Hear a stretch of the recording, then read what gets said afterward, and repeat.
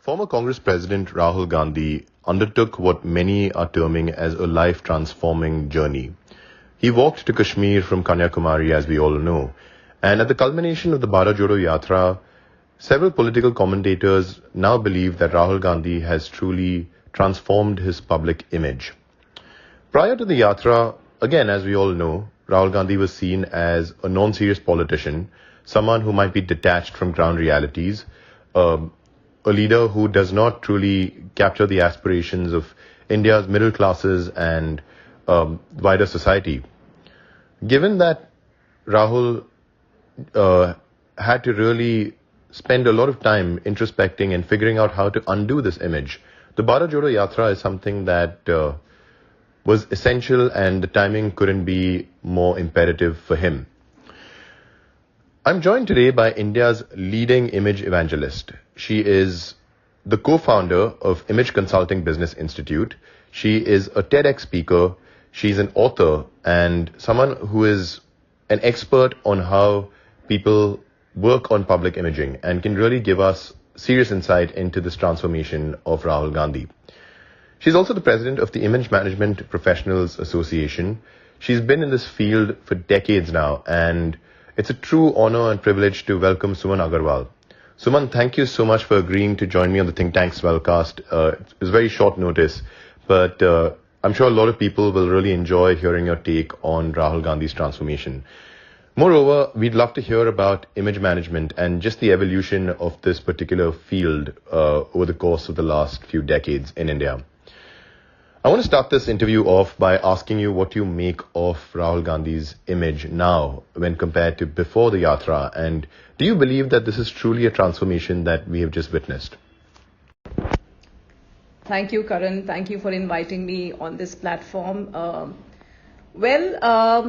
would like to say that, yes, of course, there is a transformation from what Rahul Gandhi was perceived as, how Rahul Gandhi was perceived as before, and in comparison to what he comes across as now in terms of his appearance. But in terms of how people, the impression of Rahul Gandhi is the same, to be very honest, in the minds and in the eyes of people, because it takes time for people to understand that, yes, of course, how he looks has changed, but how people think about him has still not changed. So it will take time. Of course, he is trying really hard to change his image, how people should perceive him, because he's trying to fade away the stereotype image of a typical politician. So, of course, he's really working hard on, fading away his actual image of how people used to see him, and the typical name which people used to, call him Pappu, and different kind of, adjectives people used to use for him. But otherwise, yes, he's really trying very hard. Nonetheless, it will take a little time for people to, see a real Rahul Gandhi. Of course, we just have to wait and watch if really it will make an impact or no. We still have to wait and watch.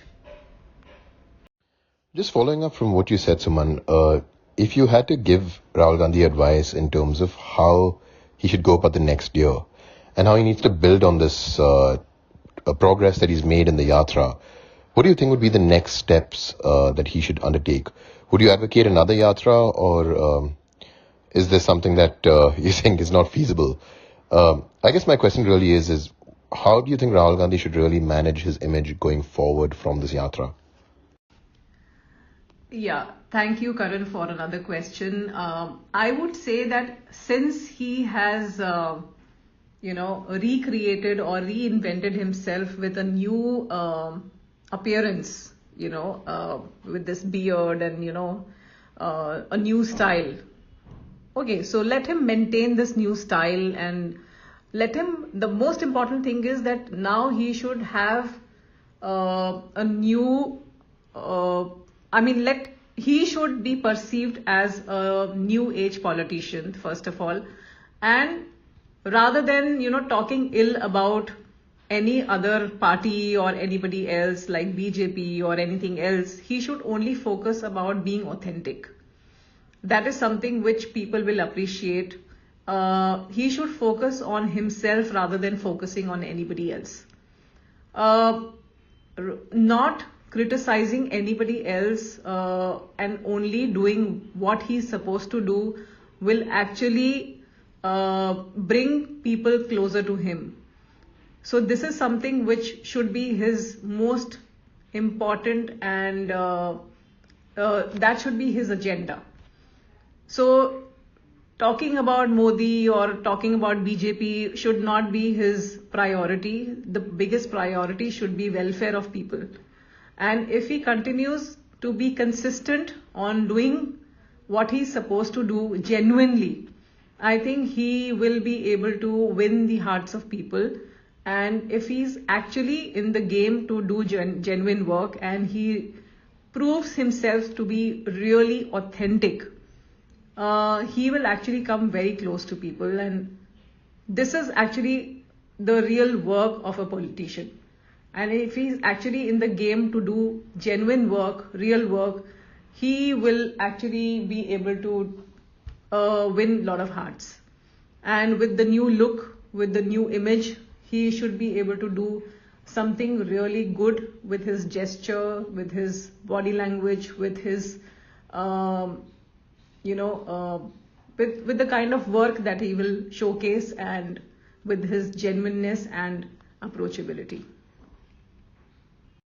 Thank you so much for those insights, Suman. And I'm sure you faced a plethora of challenges as India's leading image consultant in terms of really, helping people transform their images publicly. Can you speak to us about the evolution of this particular field? And as as the leader, what is your hope for this industry going forward in the next 5-10 years or so?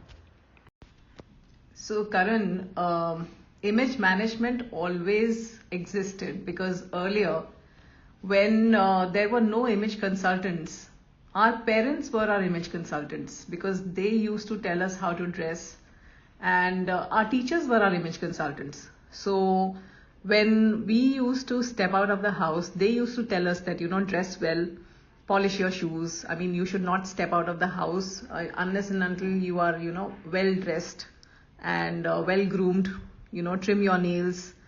So when the children stopped listening to the teachers and the parents, and there was a realization that, now there is a need for an image professional or an image consultant. This is where the image consultants stepped in, and they started consulting people and they started charging money for it.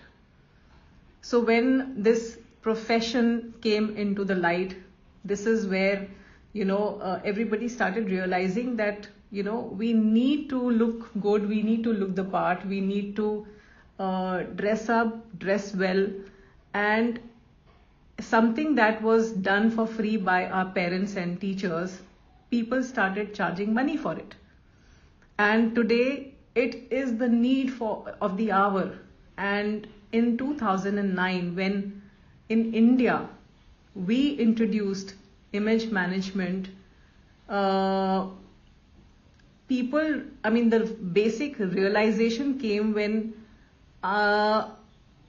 in India there was a huge need of soft skills, because in India there was technical skills available, but there was no soft skills at that given point of time. And this is where I realized that, if we marry technical skills with soft skills, there will be a win-win situation, because there are so many jobs where soft skills is required along with technical skills. And when it was introduced for the first time in India, we realized that so many people started feeling that, there is huge amount of need, and there was tremendous amount of acceptance also. And today I feel that even after almost 1.5 decades, I feel that the need is only growing. And just like we have personal trainers in the gym, soon we will have personal image coach everywhere. And everybody is going to say that now I have a personal image coach who's working on my image, and it is going to be a status symbol. And not just status symbol for rich and famous, because contrary to popular belief that people think that it is only for high net worth individuals or rich and famous, that image management is only for those kind of people. Image management basically is for everybody at every stage, for every strata. And we have started a campaign even for the house helps who need image management today. So image management is for everybody, starting from people at the ground level to the top-notch people. So everybody whose existence matters, image management is for everyone today.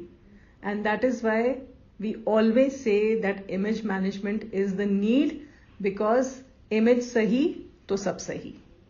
Thank you. Wow, what a way to conclude this conversation, Suman. Image sahi to sab sahi.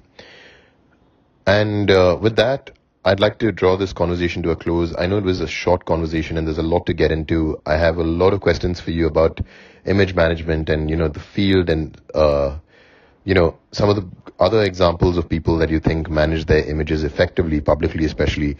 But I really hope to have you back on Swell soon. And there are many short chats that we keep having. And hearing you really tell us about this niche industry is something that a lot of people will value listening to. With that, Suman, I'd like to thank you so much for taking the time out again to speak with me on Swell. We really look forward to having you back, and I hope to hear from you very soon. Thank you and have an amazing day. Thank you, Karan, and thank you for introducing me to Swell, because this is a great platform that I've realized, and I was actually introduced to this platform by you. So thank you once again, and I surely look forward to interacting with you and everybody else on this platform. And it was great interacting and sharing and exchanging ideas with you. Thank you once again. Bye-bye.